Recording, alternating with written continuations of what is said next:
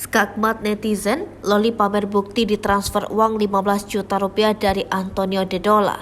Kena mental nggak?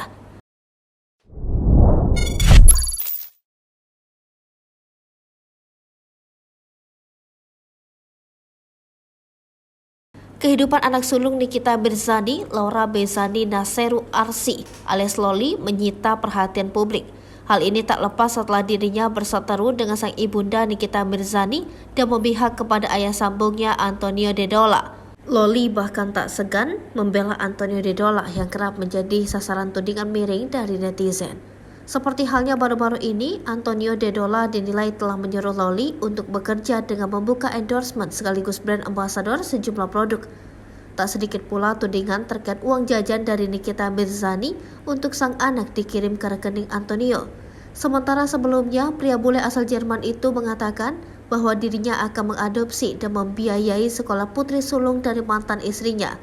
Tudingan miring itu pun rupanya sampai ke telinga Loli dan tak terima ayah sambungnya diserang.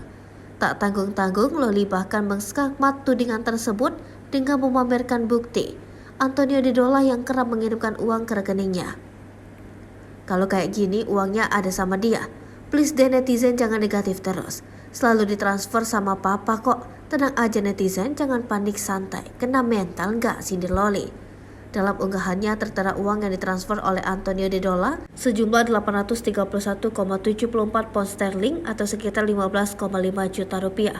Loli tak menampik jika dirinya masih menggunakan rekening dari Nikita Mirzani meski diberikan uang oleh ayah sambungnya.